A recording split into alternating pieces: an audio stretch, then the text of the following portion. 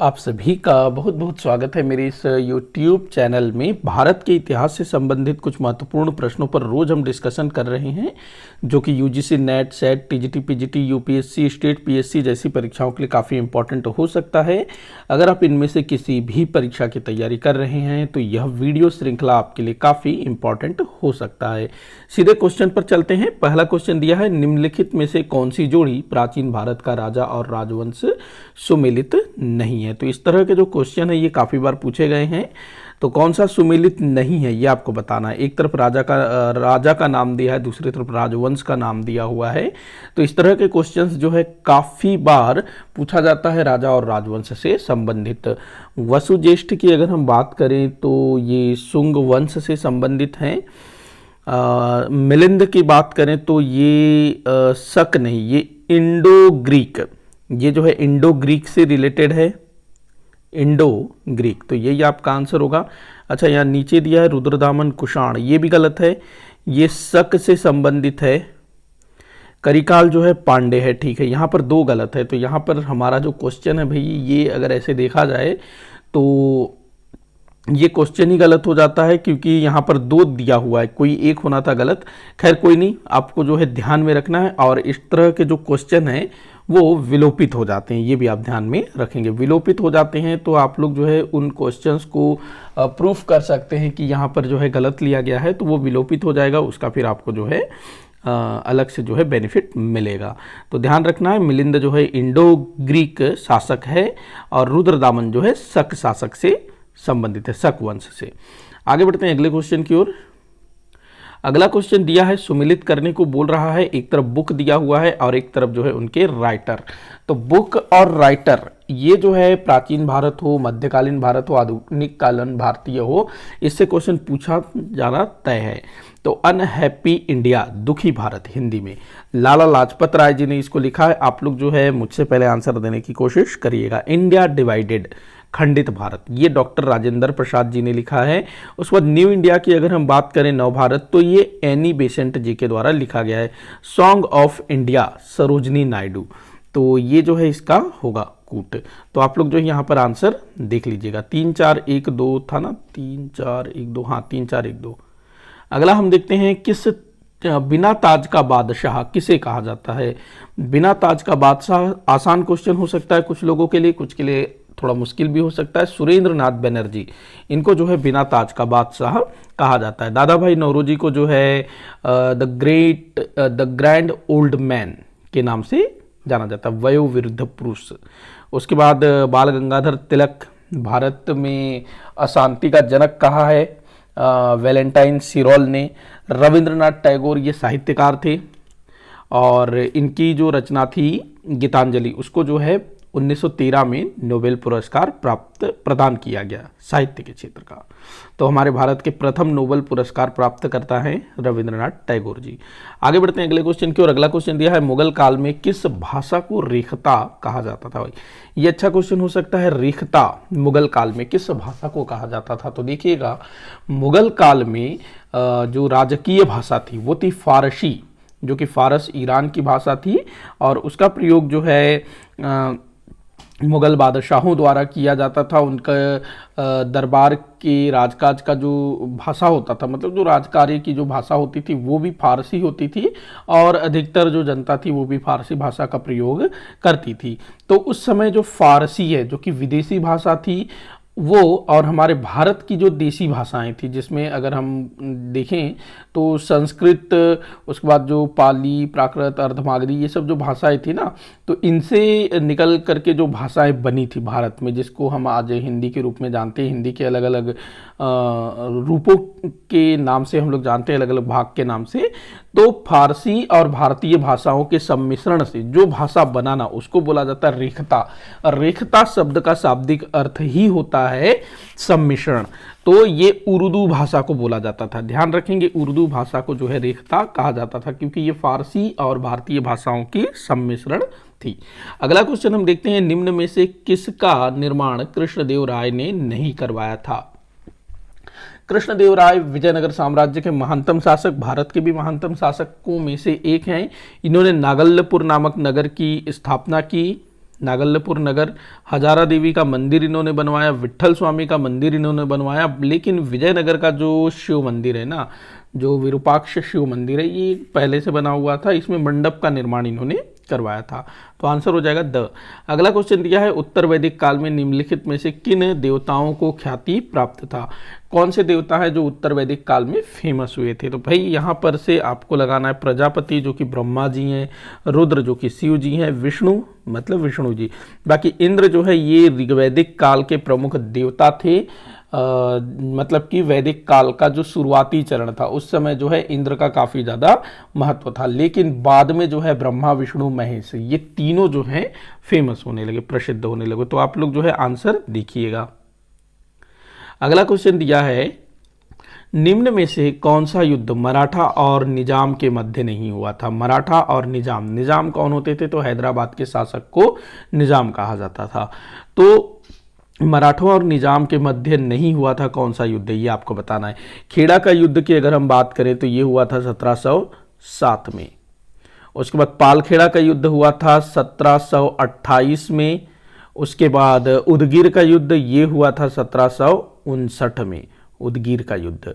उसके बाद खुर्दा का युद्ध, खुर्दा का युद्ध लड़ा गया था 1795 में। तो आपको डेट भी याद रखना है। तो इन तिथियों को जो है यह युद्ध लड़े गए थे। तो इसमें एक तरफ मराठे थे और दूसरी तरफ जो है निजाम था, लेकिन किसी एक में निजाम नहीं था। खुर्दा के युद्ध की अगर हम बात करें तो इस युद्ध में मराठों ने निजाम को बुरी तरह से पराजित कर दिया, मतलब कि ये जो है मराठों और निजाम के बीच हुआ था। उदगीर का युद्ध जो कि 1759 में हुआ था, पानीपत के तीसरे युद्ध के 2 साल पहले। तो इस युद्ध में भी मराठों ने निजाम को बुरी तरह से पराजित कर दिया था। और इसी युद्ध में, उदगीर के युद्ध में ही जो निजाम है ना, उसके काफ़ी सारे जो तोप है या फिर निजाम का जो तोप खाना है वो मराठों के अधिकार में आ जाता है। और निजाम का जो तोपची होता है ना, जिसका नाम था उसका एक तोपची होता है, उसका नाम मुझे फिलहाल याद नहीं आ रहा है, आप लोग मुझे कमेंट बॉक्स में बताइएगा उसका नाम, जो कि पानीपत के तीसरे युद्ध में मराठों की ओर से युद्ध में शामिल होता है और काफ़ी उसने अच्छी भूमिका निभाई थी। मतलब युद्ध में जो निजाम का जो तोपची था, वो जो निजाम का जो तोपची था ना, वो उस समय का आला दर्जे का तोपची हुआ करता था, जो कि फ्रांसीसियों से तोप चलाना उसने सीखा था या फिर तोप खाना संचालन का गुर सीखा था फ्रांसीसियों से। जो निजाम है ना, उसने फ्रांसीसियों से सांठगांठ कर रखी थी या फिर कहें फ्रांसीसियों के साथ उसने सहायक संधि की थी, क्योंकि फ्रांसीसी गवर्नर डुप्ले उसने भारत में पहली बार सहायक संधि जैसी नीति को लागू किया था, वेलेजली से भी पहले, ये भी ध्यान रखेंगे। उस वक्त पालखेड़ा का युद्ध जो कि 1728 में हुआ था, इसमें भी मराठों ने जो निज़ाम है हैदराबाद का उसको बुरी तरह से पराजित कर दिया था। इसमें बाजीराव प्रथम पेशवा था। उसके बाद हम बात करते हैं खेड़ा का युद्ध। तो भाई यही आपका आंसर होना चाहिए। खेड़ा का युद्ध जो कि 1707 में हुआ था, यह युद्ध मराठों के मध्य आपस में हुआ था। एक तरह का गृह युद्ध टाइप की स्थिति उत्पन्न हो गई थी। मराठा साम्राज्य जो है थोड़ा सा जो है डावाडोल स्थिति में था। छत्रपति शिवाजी महाराज के जो बेटे थे, संभाजी महाराज, राजाराम महाराज, इन दोनों की मृत्यु हो चुकी थी। और राजाराम महाराज की जो विधवा पत्नी है ताराबाई, वो जो है अपने बेटे को, अल्पवयस्क बेटे जिसका नाम शिवाजी द्वितीय उसने रखा था, उसको जो है मराठा छत्रपति घोषित कर रखा था और उसके नाम से वो शासन कर रही थी। हालांकि वो काफ़ी कुछ अच्छे से परफॉर्म कर रही थी, मतलब अपने खोए हुए प्रदेशों को पुनः जीतने में वो लगी हुई थी, काफ़ी हद तक वो सफल भी हो रही थी, मतलब ठीक ठाक चीज़ें जो है पटरी पर आ रही थी। इसी समय जो है मराठा छत्रपति संभाजी महाराज के बेटे साहूजी महाराज, जो कि मुगल कैद में होते हैं, औरंगजेब की मृत्यु के बाद 1707 में मुगल कैद से बाहर आते हैं, आकर के सत्ता में दावादारी ठोक देते हैं कि भाई मेरे पिता संभाजी महाराज छत्रपति थे तो उनका जो साम्राज्य है मुझे मिलना चाहिए। तो इसी चीज़ को लेकर के जो मराठे हैं वो दो पक्षों में विभक्त हो जाते हैं और ताराबाई और साहूजी महाराज के मध्य खेड़ा का युद्ध लड़ा गया था, ध्यान रखना इसमें। और ये जो युद्ध है ना, इसमें साहूजी महाराज की विजय हुई थी। तो ये चारों युद्ध जिसमें मराठे थे, 3 में जो है निजाम को हराया था और 1 में जो है खुद मराठे आपस में लड़े थे। तो उत्तर होगा इसका। अगला क्वेश्चन दिया है, निम्न कथनों पर विचार करने को बोल रहा है। पहला कथन दिया है 1564 में अकबर ने जजिया कर को समाप्त कर दिया। बिल्कुल सही है भाई। जजिया कर जो कि हिंदुओं या फिर सीधा कहें गैर मुस्लिमों पर लगाया जाने वाला कर था कि भाई आप गैर मुस्लिम हैं, मतलब मुस्लिम धर्म को नहीं मानते हैं और आप मुस्लिम साम्राज्य में रह रहे हैं तो आपको जो है कर देना होगा, जो कि जजिया कर के नाम से जाना जाता था। अगला दिया है अकबर ने दीन ए इलाही नामक नवीन धर्म चलाया। बिल्कुल ठीक है, 1582 में। अगला दिया है अकबर द्वारा स्थापित नवीन संवत की काल गणना का आधार अकबर के जन्म का वर्ष था। तो अकबर ने जो है नया संवत भी चलाया था जिसको इलाही संवत के नाम से जाना जाता है। तो इसकी काल गणना की जो शुरुआत है ना, अकबर के राज्याभिषेक से किया जाता था, न कि जन्म के वर्ष से। तो ये गलत होगा तीसरा वाला कथन। तो यहाँ पर जो है पहला दूसरा सही है, तो आपका जो है ब उत्तर हो जाएगा। अगले क्वेश्चन को देखते हैं। भारत छोड़ो आंदोलन के समय किन नेताओं ने भूमिगत रहकर आंदोलन का संचालन किया था?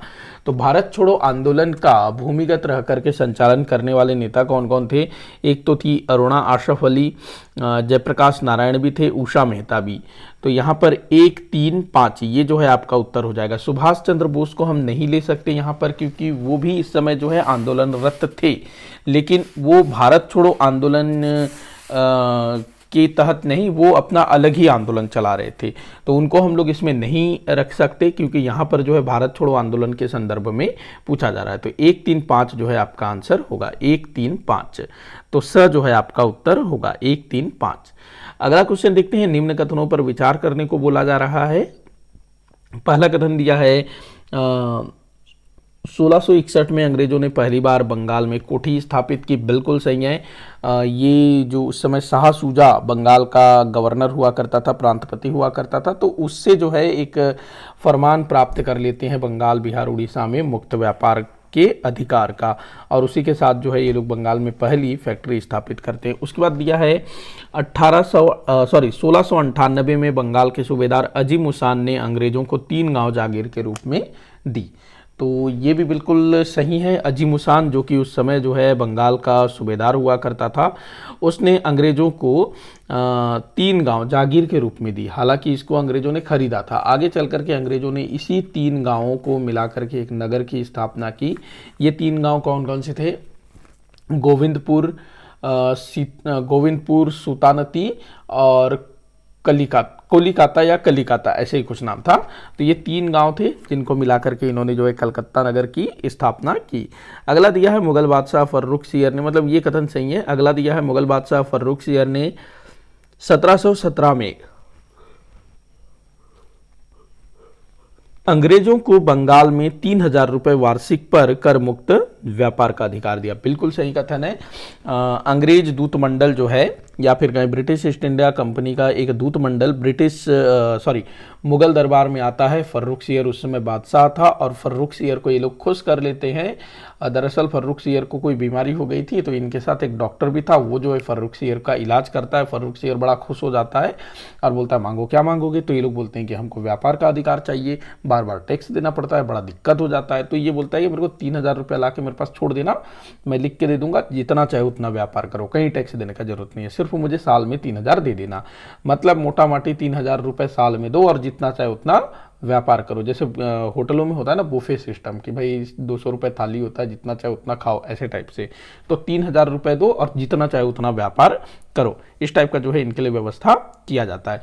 अच्छा, जो फर्रुखसियर है ना, इसके संबंध में कहा जाता है कि इसको कोई फोड़ा वगैरह हो गया था जिससे बड़ा ये दिक्कत में आ गया था। तो जो अंग्रेज डॉक्टर है ना, उस फोड़े से इसको बड़ा निजात दिलाता है और उस फोड़े से ना इसको काफ़ी दर्द भी हो रहा था, तो इसीलिए इसने ऐसा किया था। इसके अलावा इसने एक और इनको सुविधा दी। सूरत में 10,000 रुपये वार्षिक के बदले कर मुक्त व्यापार का अधिकार। ध्यान रखेंगे इस चीज़ को भी, मतलब सूरत का थोड़ा सा उसने ज़्यादा लिया पैसा। मतलब सूरत के लिए चलो ठीक है 10,000 रुपये वार्षिक और कर मुक्त व्यापार का अधिकार, लेकिन बंगाल भाई बहुत बड़ा था, बंगाल, बिहार, उड़ीसा, उसको मात्र 3,000 रुपये में ही दे दिया। तो यहाँ पर तीनों कथन सही होंगे, मतलब द आपका उत्तर होगा। अगला क्वेश्चन दिया है डलहौजी के सैन्य सुधारों में क्या सही नहीं है? डलहौजी जो कि 1848 से लेकर के 1856 तक ब्रिटिश ईस्ट इंडिया कंपनी का गवर्नर जनरल रहा है। तो इसने जो है सेना संबंधी कुछ सुधार किए। पहला सुधार दिया है, सेना को पूर्व से पश्चिम की ओर ले जाया गया। बिल्कुल सही है। डलहौजी के समय सेना को जो है ना, ब्रिटिश सेना को बंगाल से पंजाब की ओर शिफ्ट करना शुरू कर देते हैं, क्योंकि डलहौजी के टाइम पर पंजाब को भी जीत लिया गया था ना। तो इसने क्या किया, सेना को जो है ना बंगाल से पंजाब की ओर या फिर कहीं पूर्व से पश्चिम की ओर स्थानांतरित करना शुरू कर दिया, क्योंकि अब जो है बेस जो है इस तरफ होने वाला था, इसीलिए। तो पहला कथन बिल्कुल सही है। अगला दिया है, शिमला को सैन्य मुख्यालय बनाया गया। बिल्कुल ठीक है। शिमला जो कि उत्तराखंड में था, नेपालियों से इसको जीता गया था, तो उसको जो है सैन्य मुख्यालय बनाया जाता है। भारतीयों की सेना को छोटी छोटी टुकड़ियों में विभाजित किया गया, ये भी बिल्कुल सही है। अगला दिया है, तोपखाने का मुख्यालय मेरठ स्थानांतरित किया गया। मेरठ स्थानांतरित, ये स्थानांतरित है, माफी चाहूंगा। तो यहां पर चारों कथन सही होगा, आपका उत्तर हो जाएगा द, सभी कथन सत्य हैं। अगले क्वेश्चन को देखते हैं, कौन सुमेलित नहीं है, यह आपको बताना है। 1857 की क्रांति के पूर्व हुए विद्रोह व गवर्नर जनरल। तो देखते हैं, पहला दिया है बैरकपुर का सैन्य विद्रोह। बैरकपुर का सैन्य विद्रोह जो कि 1824 में हुआ था, और इस समय जो है गवर्नर जनरल कौन था, एमहर्स्ट। उसके बाद वेल्लोर का सैन्य विद्रोह, विलियम बेंटिक। ये गलत है भाई, यही आपका उत्तर होगा। वेल्लोर जो है ना, ये दक्षिण भारत में है, मद्रास प्रेसिडेंसी के अंतर्गत आता था वेल्लोर। यहाँ के सैनिक जो है 1806 में विद्रोह कर लेते हैं, और इस समय गवर्नर जनरल कौन था, तो जॉर्ज बार्लो। हालांकि एक और ट्विस्ट आप लोग ध्यान रखिएगा कि जिस समय यह विद्रोह हुआ ना, उस समय विलियम बेंटिक मद्रास के गवर्नर के रूप में पोस्टेड था, लेकिन यहाँ पर जो है गवर्नर जनरल की बात हो रही है ना, तो गवर्नर जनरल उस समय कौन था, जॉर्ज बार्लो। तो ये गलत होगा ये वाला।